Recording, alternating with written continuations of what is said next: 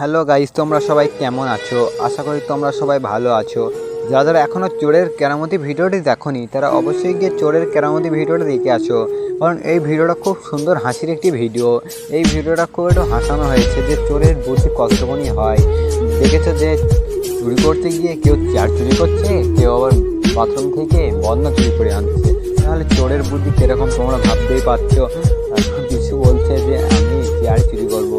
দেখো, উস্তাদ মানুষ হয়ে ভয়ে গাছের উপর উঠে বসে আছে। চোর একদিন বাস স্ট্যান্ডে বড় লোক খুঁজছিল। সেই টাইমে একটি মেয়ের সাথে দেখা হয়। সেই মেয়েটিকে তারা বড় লোক ভাবে, তাকে কিডন্যাপ করার সুযোগ নেয়। হ্যাঁ, এই টাইমে তাকে কিডন্যাপ করে, কিন্তু রুমালে কোনো গ্যাস ছাড়াই সে অজ্ঞান হচ্ছিল না। হঠাৎ করে তাকে রুমে নিয়ে আসে আর বলে, এ রুমাল কেন অজ্ঞান হচ্ছিল না? সাদা রুমাল ছিল তো, সিনেমায় দেখেছি সাদা রুমালে অজ্ঞান হয়ে যায়, কিন্তু এটা হচ্ছে না কেন? তখনই মেয়ের বাড়িতে ফোন ঢুকলো, কিন্তু রং নম্বর ছিল। মেয়ের বাড়ির ফোন ঢুকে বেশি হুমকি দিতে লাগলো যে তোমার মেয়েকে বাঁচাতে হলে এত টাকা লাগবে। কিন্তু মেয়ের বাপ তো হয়ে গেল যে আমার মেয়েও তো বাজারে গিয়েছি জানি।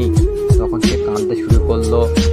তাদের বাড়িতে একটি দুঃখের সংবাদ ছড়িয়ে গেল। সাথে সাথে পুলিশকে ফোন করলো। পুলিশ এসে সব তদন্ত রিপোর্ট শুরু করতে লাগলো। তারপর হঠাৎ করে আবার সেই উস্তাদটা আসে। উস্তাদটা হলো শফিক, কারণ যার কাঁদছিল সেটা হলো তার খালু। তখনই দেখে তার মেয়ে ঘরে ফিরেছে, কারণ তার মেয়েকে তো কিডন্যাপ করা হয়নি।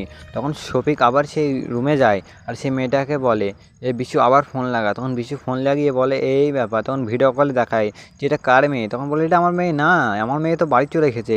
তখন শফিক পাশ থেকে গিয়ে বলে, এই কি বলতে চাচ্ছিস কি?